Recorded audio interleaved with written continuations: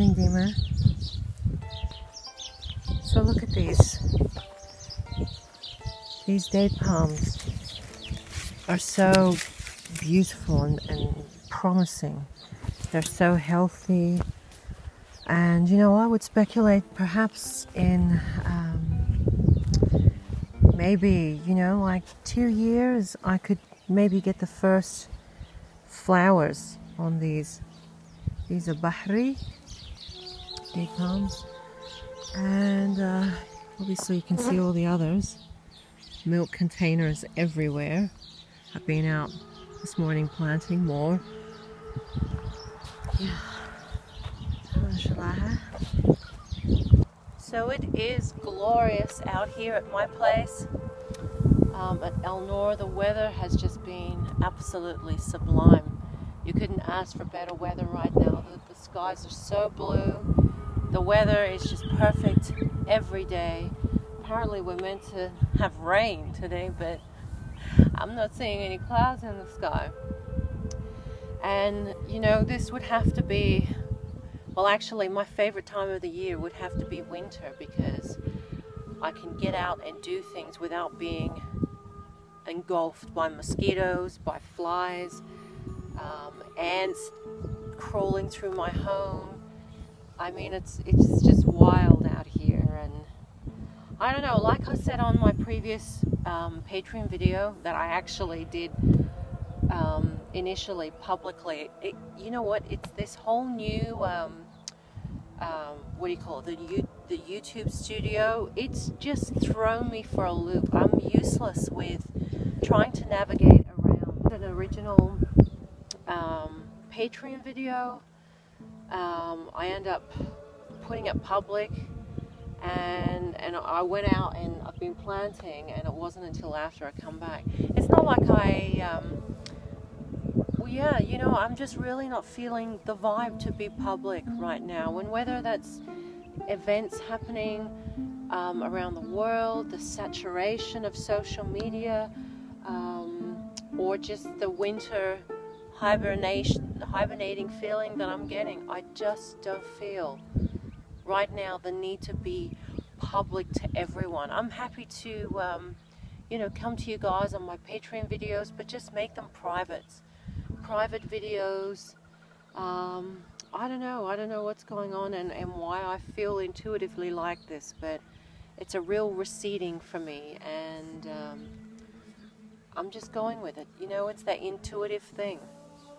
But I want to show you, have a look here. I can turn this around. So here's my David Austin rose bed, and she's just coming back after being knocked by the sun. But look at this. This is a Jude the Obscure, and oh my gosh, the smell. She's like a real soft apricot-y, peachy smell. I mean, she has that color in her, but is that not the most beautiful looking rose? And so I can say safely that most 95-96% of my roses have survived. This is a Boscobel, beautiful pink blushy David Austin. And another rose that's done exceptionally well is this one, and this is Shirley's rose. Beautiful apricot, very fragrant, highly fragrant rose. She's doing very well.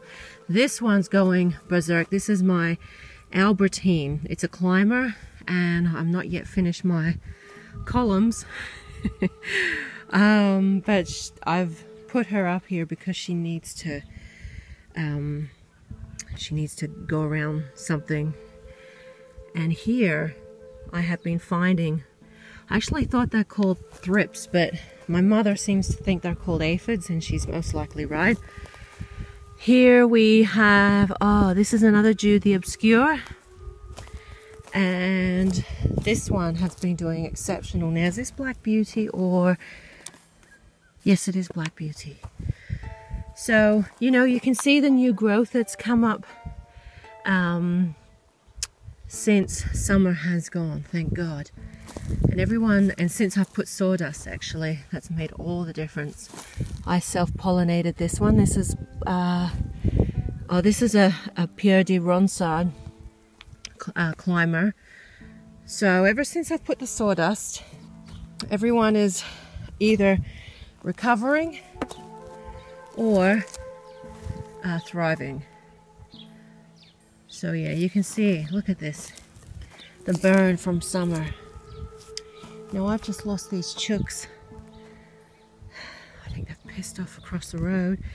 I have to really keep an eye on them now because there is a fox, a beautiful vixen around, and she's, haven't seen her for a couple of weeks, but I know she's around somewhere. Look at these skies, magic. So I've also been renovating my indoor as well, like mad, and I'm not quite, I just need to breathe for a minute. The chooks are on this other side of the wall.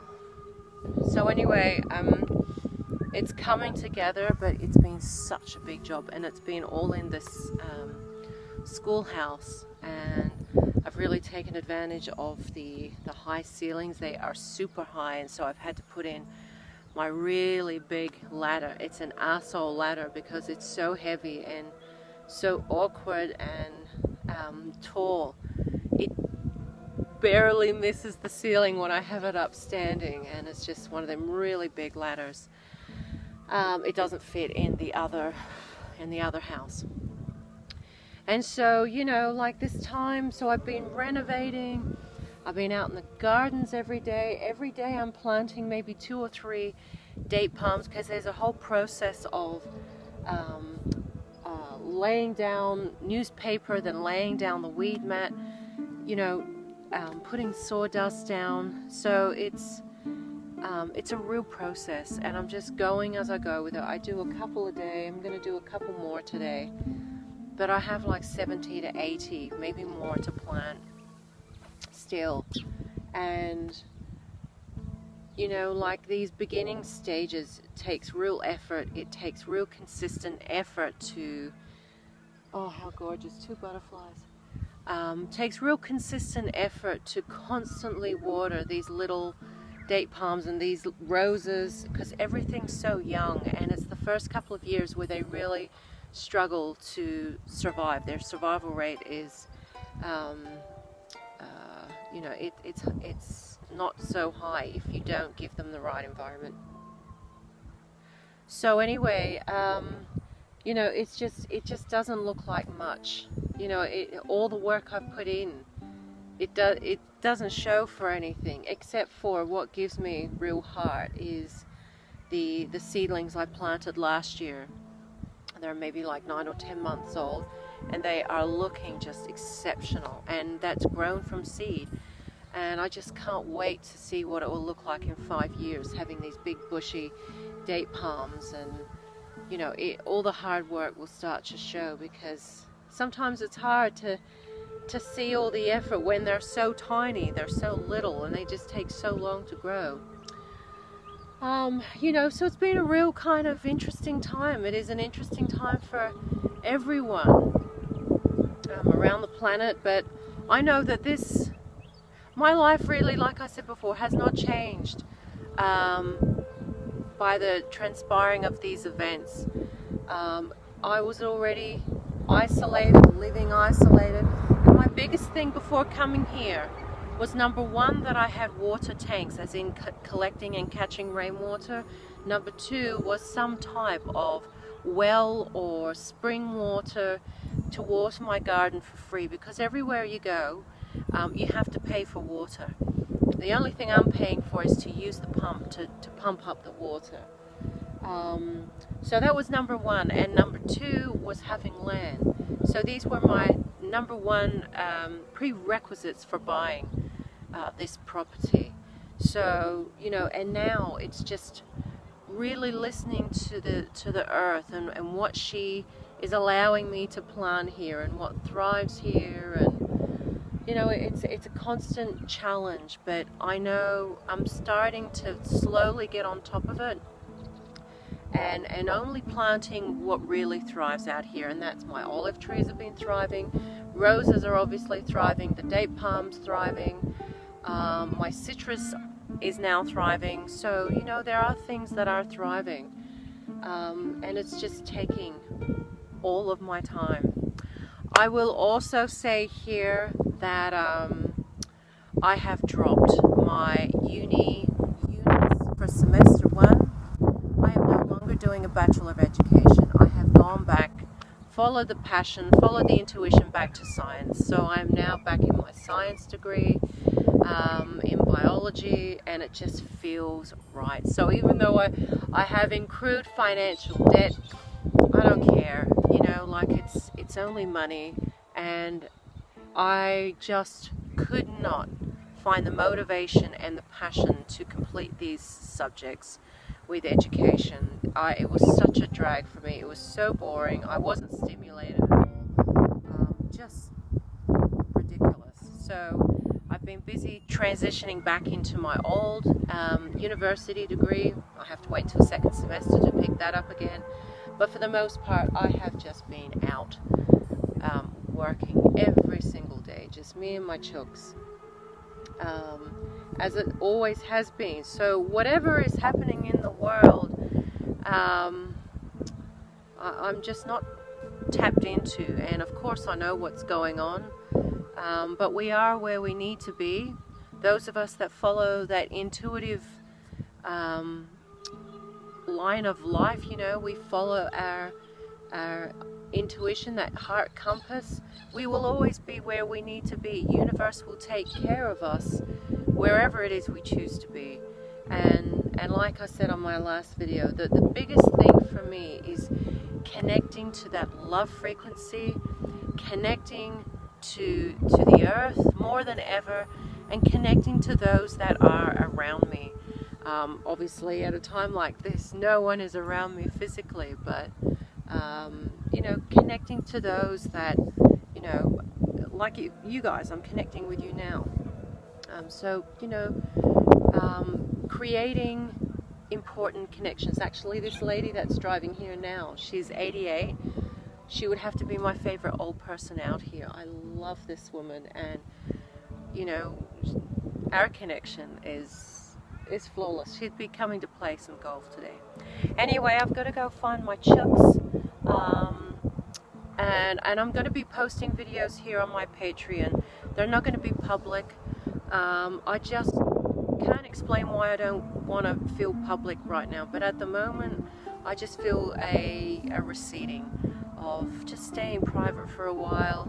I don't know how long it'll last, but it's intuitive, and I really feel the pull to just step away from, you know, being public. I mean, there's so much saturation of people, you know, displaying their lives, just such a saturation, and I don't know, you know, I kind of feel like it's too much, and I would hate to contribute to that saturation by making my videos.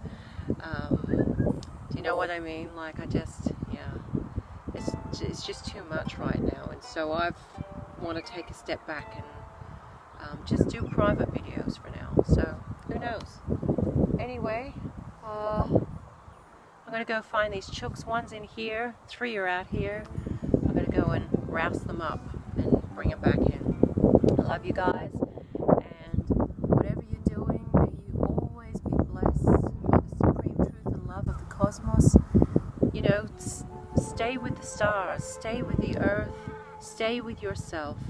Do what it is that's most important to you, and whatever it is, whatever you find joy and pleasure and love in, do that. That's your calling, that's your passion, that's your frequency. Anyway, my frequency is finding these chooks right now. I love you guys.